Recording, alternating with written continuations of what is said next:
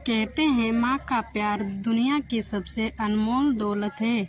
इसे कोई सोना चांदी या पैसा खरीद नहीं सकता। यह कहानी उसी सच्चाई का आईना है। यह कहानी है रमेश और उसके 5 साल के बेटे चिराग की। जिंदगी ने दोनों से बहुत कुछ छीना था। शाम का वक्त था। रमेश दफ्तर से थका हारा घर लौटा। उसकी आंखों में थकान और चेहरे पर चिंता की लकीरें साफ झलक रही थी। जैसे ही उसने दरवाज़ा खटखटाया, 5 साल का नन्हा सा चिराग दौड़कर दरवाज़ा खोलता है और बोलता है, पापा आ गए। उसकी मासूम आंखें चमक रही थीं। रमेश की थकान जैसे पल भर को उतर गई, लेकिन अगला ही पल उसके दिल को चीर गया जब चिराग ने बड़ी ही मासूमियत से कहा, पापा मुझे भी मम्मी ला दो। रमेश हक्का बक्का रह गया। क्या? उसने कांपते स्वर में चिराग से पूछा। चिराग ने उदासी से कहा, जब मैं स्कूल से लौटता हूँ तो देखता हूँ कि मेरे सारे दोस्तों की मम्मी उन्हें अपने हाथों से खाना खिलाती हैं, होमवर्क करवाती हैं, प्यार से गोदी में सुलाती हैं, लेकिन मेरे पास कोई नहीं है। मुझे भी मम्मी चाहिए, मुझे भी मम्मी का प्यार चाहिए।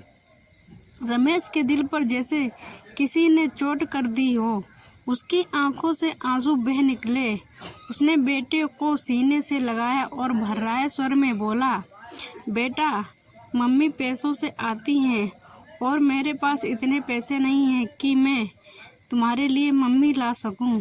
चिराग अंदर भागा और अपनी छोटी सी गुल्लक ले आया। उसकी मासूम उंगलियां गुल्लक को पकड़ते हुए कांप रही थीं। उसने कहा, देखो पापा, मेरे पास पैसे हैं। मैंने अपने खिलौनों के लिए बचाए थे, लेकिन अब आप इन पैसों से मेरे लिए मम्मी ला दीजिए। रमेश का कलेजा मुंह को आ गया। उसने सोचा, हे भगवान, मैं अपने बेटे को कैसे समझाऊं कि माँ पैसों से नहीं खरीदी जा सकती। दूसरे दिन ऑफिस में रमेश ने यह दुख अपने सबसे करीबी दोस्त सुधीर से साझा किया। सुधीर ने उसकी बात ध्यान से सुनी और कहा, देख भाई, बच्चा छोटा है, उसके दिल में माँ की कमी है। अगर थोड़े समय के लिए कोई औरत उसकी माँ का किरदार निभा दे तो उसका मन बहल जाएगा। पैसे देकर कोई आ जाए तो इसमें बुरा ही क्या है। रमेश चौंक गया, पर बेटे की तड़प ने उसे सोचने पर मजबूर कर दिया। रमेश और सुधीर ने कोशिश शुरू की, कई जगह बात की, मगर कोई तैयार नहीं हुआ। फिर एक दिन जब रमेश दफ्तर जा रहा था, उसने रास्ते में एक झोपड़ी के बाहर एक औरत को देखा। वह अकेली बैठी थी।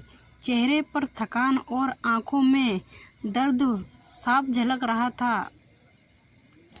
रमेश उसके पास गया और बोला, बहन जी, आप यहाँ अकेली क्यों बैठी हो?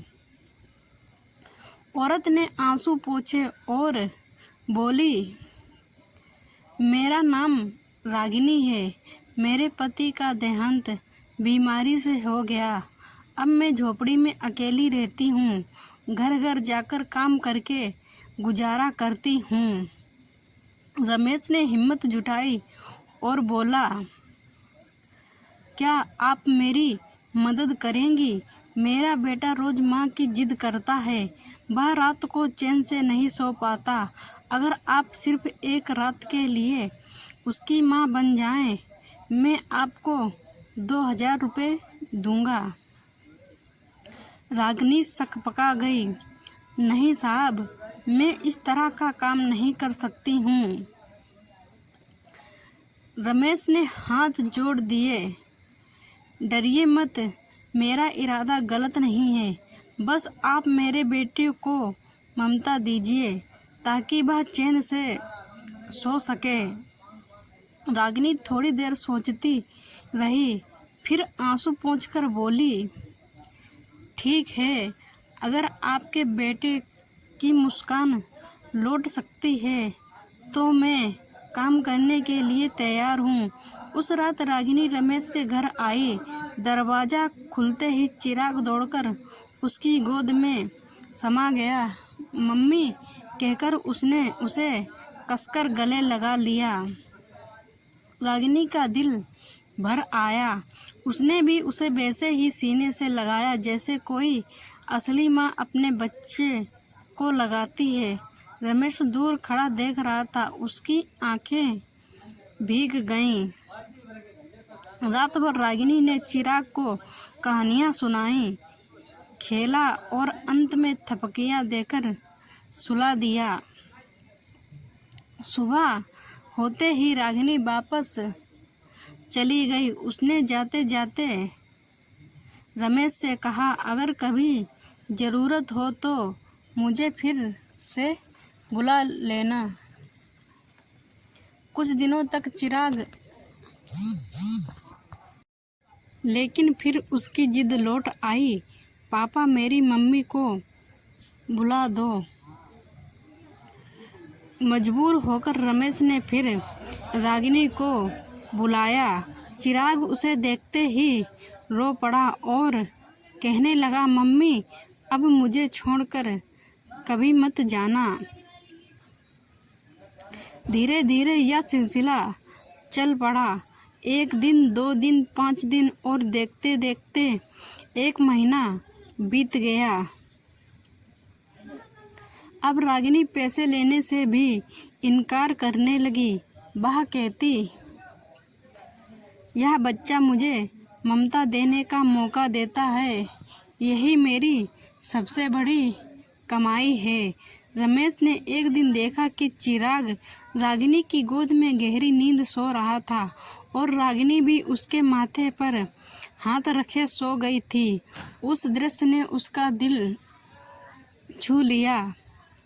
वह सोचने लगा, क्या यह औरत मेरे बेटे की सगी माँ से भी बढ़कर ममता नहीं दे रही है? वह मन में सोच रहा था। कुछ दिनों बाद रमेश ने हिम्मत जुटाई और रागिनी से कहा, रागिनी तुमने मेरे बेटे को वो प्यार दिया है जो उसकी सगी माँ भी शायद ना दे पाती। क्या तुम सचमुच उसकी माँ बनोगी? क्या तुम मेरे साथ जीवन बिताओगी? रागिनी कुछ देर चुप रही। उसकी आंखों में आंसू थे। उसने धीरे से कहा, अगर यही मेरे जीवन का मकसद है तो हाँ, मैं तुम्हारे बेटे की माँ और तुम्हारी पत्नी बनने को तैयार हूँ। कुछ ही दिनों बाद रमेश और रागिनी की शादी हो जाती एक मंदिर में हो गई। चिराग खुशी से झूम उठा। अब उसके पास सचमुच माँ थी जो हर पल उसके साथ थी। रागिनी ने भी नए जीवन को अपनाया और कहा, आज मुझे भी फिर से जीने का मौका मिला है। मैं दोबारा से अपनी ज़िंदगी शुरू कर पाऊंगी। गांव और मोहल्ले के लोग पहले बातें बनाते थे, लेकिन जब उन्होंने चिराग के चेहरे की मासूम मुस्कान देखी तो सबकी आंखें भर आईं। संदेश, ममता कभी पैसों से नहीं खरीदी जा सकती। ममता तो दिल से निकलती है और वही सबसे बड़ी दौलत होती है। माँ का रिश्ता सिर्फ खून का नहीं, दिल का भी होता है। ममता किसी भी दौलत से बड़ी होती है। कभी कभी इंसानियत से बने रिश्ते ही सबसे मजबूत रिश्ते हो जाते हैं। दोस्तों, आपका हर लाइक, कमेंट, शेयर और सब्सक्राइब मेरे लिए सिर्फ एक क्लिक नहीं बल्कि एक हौसला है। आपका छोटा सा सपोर्ट मुझे यकीन दिलाता है कि मैं सही राह पर हूँ और इससे मुझे और बेहतर वीडियो बनाने की ताकत मिलती है। तो प्लीज़ मेरा साथ दीजिए और लाइक, कमेंट, शेयर, सब्सक्राइब ज़रूर कीजिए। Thanks for watching.